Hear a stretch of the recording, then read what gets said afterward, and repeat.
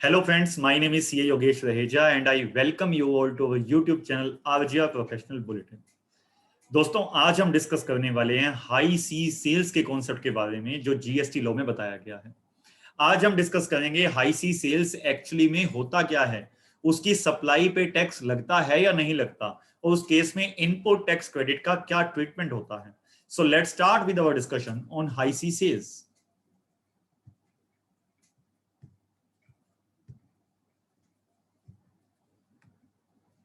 सबसे पहले देखते हैं हाई सी सेल्स होता क्या है। High sea sales means supply of goods by the consignee, जिसने माल मंगवाया है उसने गुड्स सप्लाई कर दी टू एनी अदर पर्सन, किसी अदर पर्सन को, by endorsement of documents of title of goods, by endorsement of document of title of goods after the goods have been dispatched from the port of origin located outside India but before clearance for home consumption. Means आपने कुछ goods की import की लेकिन custom board से उसको खुद clear नहीं करवाया, किसी अदर पर्सन के नाम डॉक्यूमेंट्स पहले ही ट्रांसफर कर दिए और कस्टम पोर्ट से उस अदर पर्सन ने उन गुड्स को क्लियर करवाया। इट मींस आपने हाई सी सेल्स कर दी। इस एग्जांपल में अगर हम देखें तो एक्स लिमिटेड एक यूएसए बेस्ड कंपनी है, वाई लिमिटेड ने उससे गुड्स को इंपोर्ट किया, वाई लिमिटेड ने गुड्स को इंपोर्ट किया लेकिन कस्टम पोर्ट से क्लियर कराने से पहले ही इन गुड्स को जेड लिमिटेड को बेच दिया। तो इसे हम क्या बोलेंगे कि वाई लिमिटेड ने एक हाई सीज सेल्स की है जेड लिमिटेड को, और जेड लिमिटेड ने बाद में क्या किया, कस्टम पोर्ट से अपनी गुड्स को होम कंजम्पशन के लिए क्लियर करा लिया। तो हम जो टैक्सेशन इंप्लीकेशन की बात करेंगे वो है वाई लिमिटेड से जेड लिमिटेड के बीच में, जो कि हाई सी सेल से गवर्न होती है। 1 फरवरी 2019 को जब सीजीएसटी अमेंडमेंट एक्ट रिलीज हुआ, अफेक्टिव हुआ, तो उस केस में हाई सी सेल से रिलेटेड कुछ प्रोविजन बदल गए हैं, लेकिन डिपार्टमेंट अब भी जीएसटी की ऑडिट्स कर रहा है फाइनेंशियल ईयर 17-18 और 18-19 की। तो हमें दोनों ही लॉ पता होने चाहिए कि अमेंडमेंट आने के बाद क्या लॉ है और अमेंडमेंट से पहले क्या लॉ था। तो हम वन बाय वन डिस्कस करेंगे। सबसे पहले हम डिस्कस करते हैं कि करंटली हाई सी सेल से रिलेटेड क्या लॉ है जीएसटी एक्ट में। टैक्स ऑन आउटवर्ड सप्लाईज, जो सप्लाई वाई लिमिटेड, आप एग्जांपल को ध्यान में रखिएगा, वाई लिमिटेड जो सप्लाई जेड लिमिटेड को करेगा, क्या उस पर कोई टैक्स लगाया जाएगा? तो close 8B of schedule 3 of CGST act, schedule 3 हमें कुछ ऐसी सप्लाईज के बारे में बताता है जिनको ना तो गुड्स की सप्लाई माना जाता है और ना सर्विसेज की सप्लाई माना जाता है। उसका क्लोज 8B बोलता है कि हाई सी सेल्स को ना तो सप्लाई ऑफ गुड्स माना जाएगा ना सप्लाई ऑफ सर्विसेज माना जाएगा। It means high sea sale supply ही नहीं है। जब वो सप्लाई ही नहीं है तो उस पे हमने टैक्स चार्ज ही क्यों करना है? तो high sea sales is not a supply.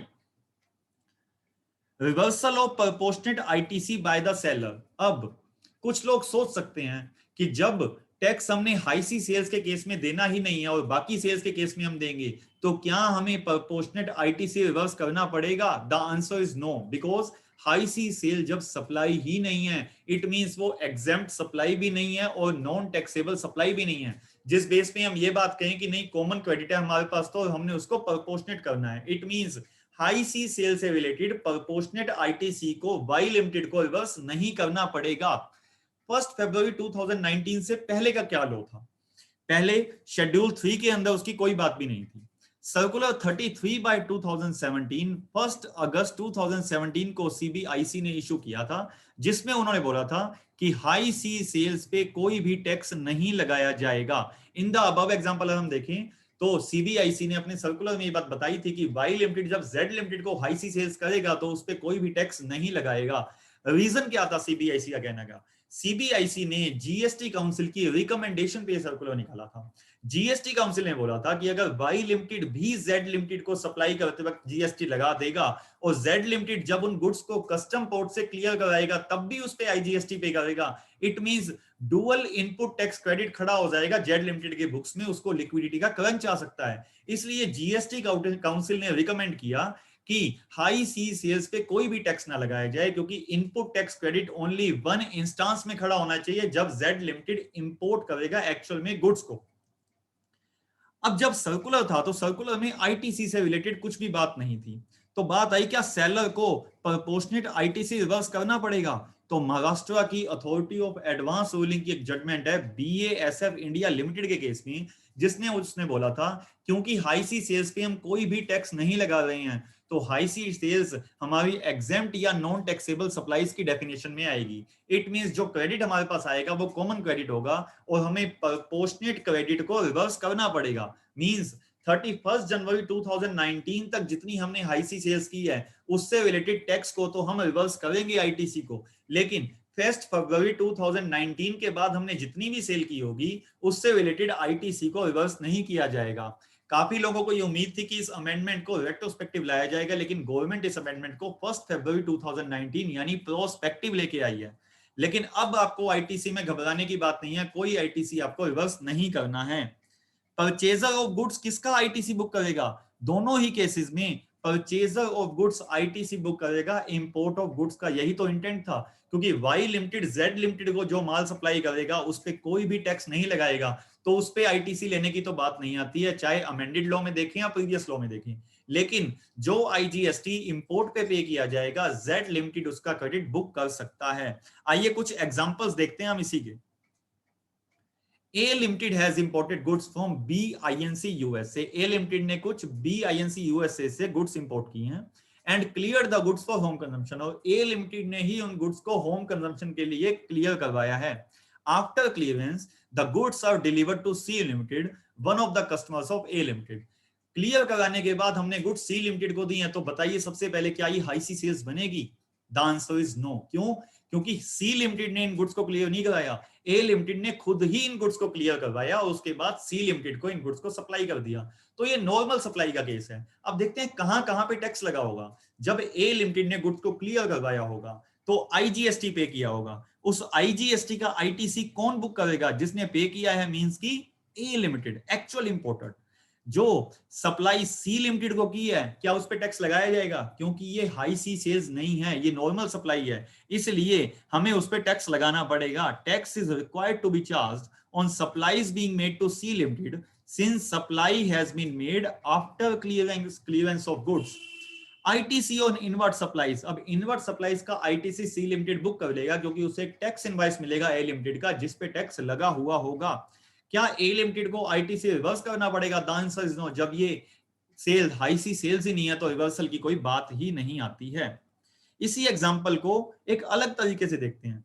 अगर ए लिमिटेड ने खुद होम कंजम्पशन के लिए गुड्स क्लियर ना करवाई हो, उसने पहले ही सी लिमिटेड को अपने डॉक्यूमेंट ऑफ टाइटल ट्रांसफर कर दिए हो, सी लिमिटेड ने उन गुड्स को होम कंजम्पशन के लिए क्लियर कराया हो, तब क्या होगा?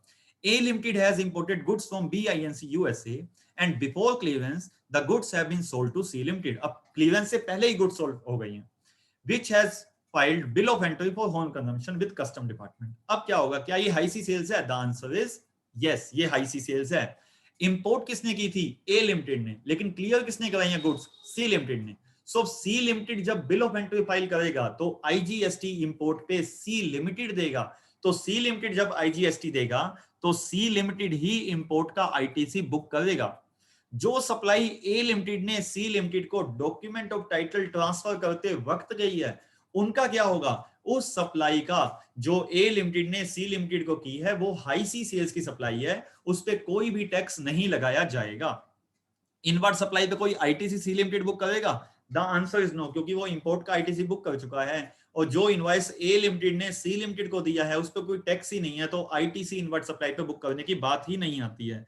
और रिवर्सल ऑफ आईटीसी की अगर हम बात करते हैं तो 1 फरवरी 2019 के बाद, क्योंकि हाई सी सेल सप्लाई ही नहीं है, इसलिए उस पर रिवर्सल भी नहीं बनता है। लेकिन अगर हम 1 फरवरी 2019 से पहले की बात करें तो बीएएसएफ इंडिया लिमिटेड की जो जजमेंट है Maharashtra authority of advance ruling की, उसमें ये बात हुई थी कि हमें प्रोपोर्शनेट आईटीसी टर्नओवर के हिसाब से रिवर्स करना पड़ेगा। होप आपको ये वीडियो अच्छा लगा होगा। अगर आपको ये वीडियो अच्छा लगा तो इस वीडियो को लाइक कीजिए, कमेंट कीजिए, शेयर कीजिए। और आपको अगर ऐसी ही रेगुलर अपडेट्स आगे लेनी है तो आरजीआर प्रोफेशनल बुलेटिन हमारा यूट्यूब चैनल है जिसको आप सब्सक्राइब कर सकते हैं। Thank you so much.